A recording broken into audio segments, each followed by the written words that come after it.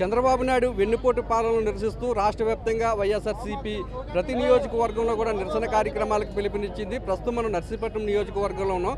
ఈ 2 ఏళ్ల పాలనలో ప్రజలకు చంద్రబాబు నాయుడు ఎలాంటి వెన్నుపోటు పొడిచారనే విషయాలు మనతో మాట్లాడడానికి మాజీ ఎమ్మెల్యే పెట్ల ఉమాశంకర్ గణేశన్ సార్ చెప్పండి, ఈ 2 సంవత్సరాల్లోని ప్రజలకు చంద్రబాబు నాయుడు ఏ విధంగా వెన్నుపోటు పొడిచారు?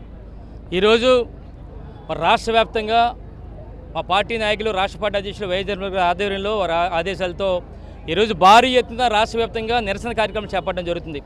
దానికి కారణం ఏంటంటే 2 సంవత్సరాల క్రితం ఇదే రోజున చంద్రబాబు గారు ముఖ్యమంత్రిగా ప్రమాణ స్వీకారం చేసిన రోజు. మరి ఏదైతే ఎన్నికల ముందు ఆచరణ సాధ్యంగానే హామీలు ఇచ్చారో అవన్నీ కూడా నెరవేర్చలేని రోజు 2 సంవత్సరాలు ఈ రోజు కూడా హామీలు నెరవేర్చలేని పరిస్థితి ఈ రోజు ఉన్నారు. ఎందుకంటే ఆ రోజు ఎన్నికల ముందు చాలా చెప్పారు, ప్రజలందరూ నమ్మారు.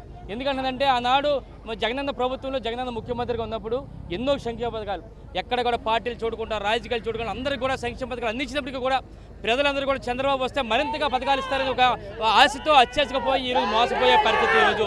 అందుకని ఈరోజు చూస్తే జగన్మోహన్ రెడ్డి గారు ఆ రోజు మంచి పరిపాలన అందించినప్పుడు కూడా ఎంతో ఆశతో చంద్రబాబు గారి గురించి చూస్తే ఈరోజు మోసపోయారు. ఈరోజు చూస్తే ఎన్నో వాగ్దానాలు చేశారు. సూపర్ 6లు 7లు 8లు 9లు అన్నారు, ఏ ఒక్కడు కూడా నెరవేర్చలేని పరిస్థితి. ఈరోజు చూస్తే 3,000 రూపాయలు ఇస్తా అన్నారు నిరుద్యోగుల వృత్తి, ఈ 2 సంవత్సరాలు అయింది ఒక్కరు కూడా ఇవ్వలేని పరిస్థితి. మహిళలకు 1,500 ఇస్తున్నారు, ఒక్కరు కూడా ఇవ్వలేదు. 2 సంవత్సరాలు అయింది ఒక్కరు కూడా ఇవ్వలేని పరిస్థితి. మరి గ్యాస్ సిలిండర్లు సంవత్సరానికి 3 సిలిండర్లు ఇస్తున్నారు, ఈరోజు 2 సంవత్సరాలు అయింది 6 సిలిండర్లు అయింది, కేవలం ఒక సిలిండర్ ఇచ్చారు, 5 సిలిండర్ కూడా ఇవ్వలేని పరిస్థితి. ఎస్సీ ఎస్టీ బీసీ మైనారిటీలకు 50 సంవత్సరాలు పెన్షన్లు ఇన్నారు, ఒక్కరికి కూడా ఇవ్వలేని పరిస్థితి. 60 సంవత్సరాలు నిన్న అందరికీ కూడా పెన్షన్లు ఇస్తున్నారు, 2 సంవత్సరాలు అయింది ఈ రోజు కూడా ఇవ్వలేని పరిస్థితి.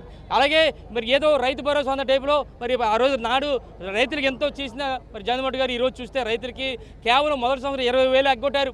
అలాగే తల్లికి 100 అని చెప్పి మరి అమ్మఒడి అప్పుడు జగనన్న ఇస్తే ఈరోజు మొదటి సంవత్సరం 15,000 రూపాయలు ఎగ్గొట్టారు. అంటే ఈ విధంగా డిఎస్సీ మీద ద్రోహం చేశారు, అన్యాయం చేశారు, కరెంట్ ఛార్జీలు పెంచారు. అలాగే ఆర్టీసీ ఛార్జీలు కూడా ఆర్టీసీ బస్సులు ముఖ్యంగా మహిళలందరికీ కూడా ఆర్టీసీ బస్సులు అందరూ కూడా ఉచితంగా అనుకుంటే పాపం చాలామంది ఓట్లు ఇచ్చి గెలిపించారు. కానీ ఈరోజు చూస్తే కేవలం 5 రకాల బస్సులకు ఇచ్చారంటే ఈ విధంగా ప్రజలందరినీ కూడా చంద్రబాబు నాయుడు గారు మోసం చేసిన రోజు 2 సంవత్సరాలు పూర్తయింది. మరి ఎప్పుడు ఇస్తాడు ఈ మోసాలు చేసి?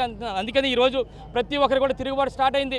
రేపు రాబోయే రోజుల్లో జగనన్న ఆధ్వర్యంలో పెద్ద ఎత్తున మరి రాష్ట్ర ప్రజలందరూ కూడా అండగా ఉంటాం. రేపు రాబోయే రోజుల్లో జగనన్న ముఖ్యమంత్రిగా చేసుకుంటాం చెప్పి ఈ సందర్భంగా తెలిపిస్తూ జై జగన్, జై జగన్.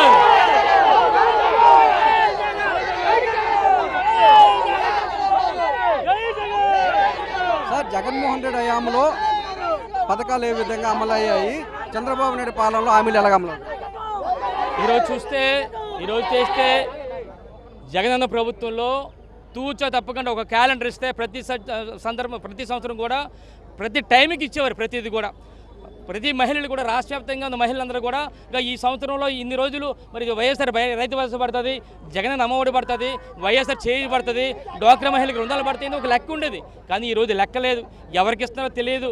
ఆ రోజు 100 ఇప్పుడు ఏదో అమ్మఒడి అని చెప్పి జగనన్న ఇస్తే ఈరోజు తల్లికి 100 అని చెప్పి ఎవరికి ఇచ్చాడో కూడా తెలియని పరిస్థితి.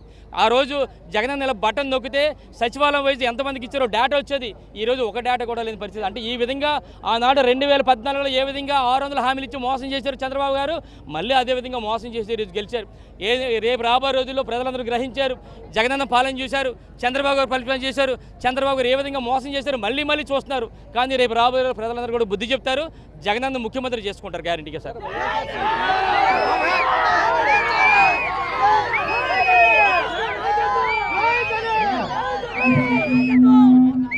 స్వచ్ఛందంగా ఇంత పెద్ద ఎత్తున ప్రజలందరూ కూడా వైఎస్ఆర్సీపీ పిలుపునిచ్చిన నిరసన కార్యక్రమానికి తరలి వచ్చింది, దాన్ని ఏ విధంగా అర్థం చేసుకోవచ్చు?